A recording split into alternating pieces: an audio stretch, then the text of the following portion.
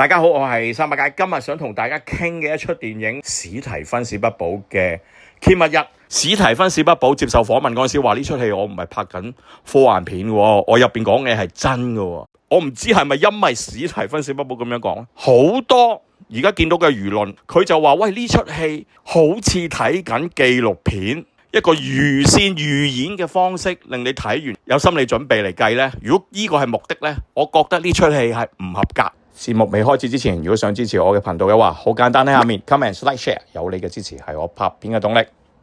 既然呢出電影唔係用嚟教育大眾去點樣面對外星人，佢係拍俾真正操控世界嗰班人睇，佢同佢哋吹雞，佢話俾佢哋聽，時間到啦 ，ready 晒啦，我哋可以做下一個 step。喺陰謀論框架裏邊咧，真正操控呢個世界嘅人咧，就唔係你眼前見到嘅總統啊，或者咩當權者，而係一小撮人控制。呢小撮人可能係咩共濟會啊、光明會啊，或者係羅富齊家族。而呢班真正操控世界嘅人，佢哋係拜撒旦嘅。嗱，咁呢出戲最重要就係講宗教，其中有一幕，呢幕好重要嘅，就係女主角受到佢一個同埋組織嗰班人即係揭密者啊，其中有人走出嚟去跪拜女主角，而女主角好抗拒，佢話你唔好將我變成你心目中嗰個神或者嗰個信仰。成套戲係最重要呢句 message，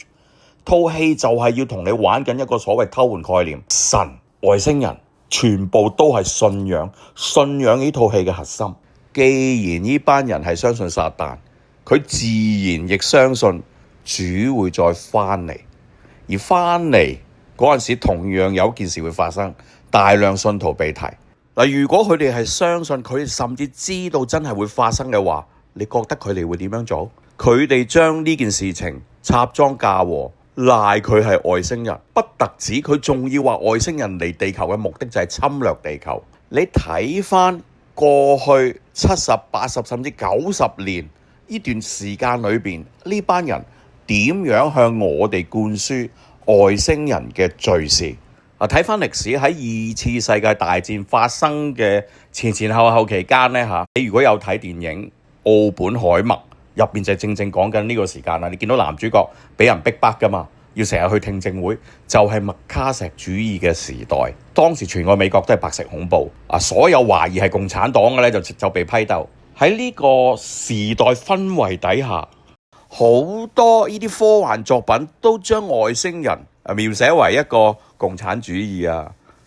特別最重要就係佢哋侵略地球嘅。呢個氛圍直到70年代尾左右，史提芬史匹堡拍咗2出好重要嘅電影，第一出第三類接觸，第二出 E.T. 外星人。佢將外星人嘅形象提升到係友善嘅。而咁巧合地喺70年代，美國 NASA 發射咗好幾枚星際探測器去到深空，其中一樣好特別嘅目的就係話俾外星人知有地球呢個地方，有人類呢個物種，話埋俾佢哋聽我哋喺邊。但係去到過去10幾20年，突然間成個外星人敘事轉向，霍金突然間同你講，喂，人類唔可以接觸外星人㗎，接觸外星人俾外星人發現會死㗎。佢用咗白人點樣侵佔北美一個高等文明進入至相對低等文明嗰陣時，佢點樣屠殺原住民即係印第安人。佢用咗呢啲故事向我哋展示外星人唔可以接觸，包括劉慈欣嘅《三體》都係講緊同一套嘢。直至去到近期，如果你有留意開 UFO 資訊嘅話，你一定聽過一樣嘢叫做 Three-Eyed Atlas。簡單嚟講就係有一個星體或者彗星咧，以非典型嘅軌跡進入咗我哋太陽系。喺呢個敘事裏邊咧，我哋有一位主角，呢個主角係嚟自哈佛大學嘅 Avi Loeb。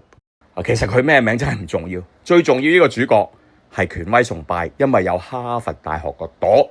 所以佢係權威，講嘢你要信。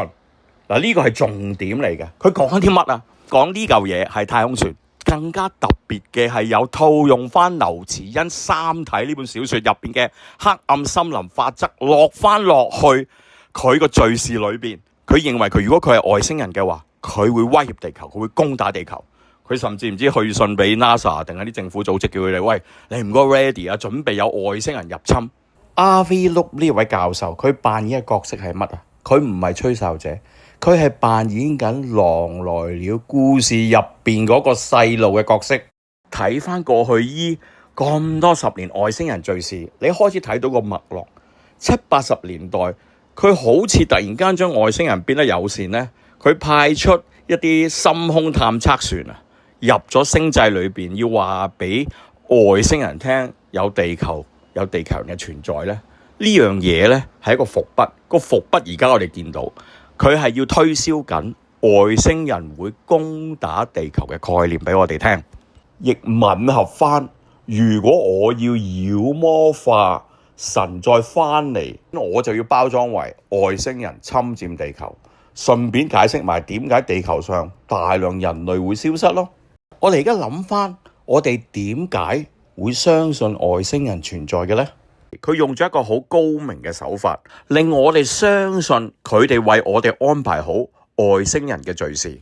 同我哋講緊兩個故事，政府不停地否認有外星人存在，但係亦同我哋講另一個故事，荷里活不停同我哋講外星人係真實存在。佢俾兩個故事俾我哋，係製造一個二元戲劇嘅效果，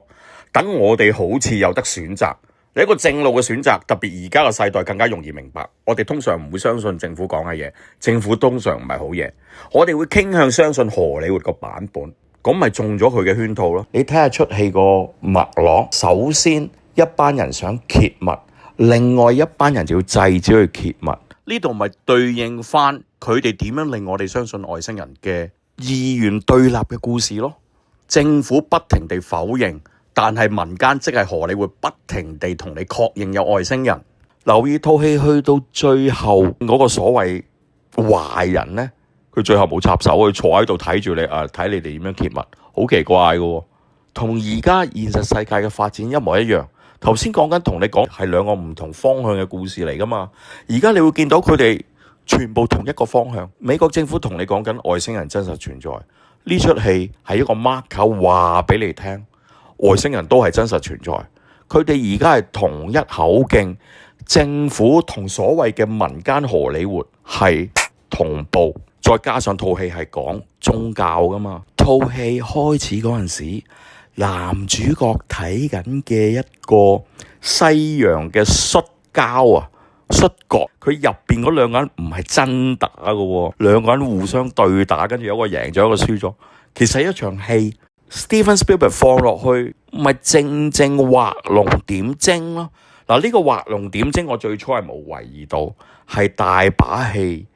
阿紀陶講出嚟啊，當然紀陶唔係 come up with 我而家呢個睇法嘅，不過佢呢段係睇法咗我，因為呢段正正就係講緊成個外星人嘅敘事，甚至可以講係大迷惑，神又係你，鬼又係你，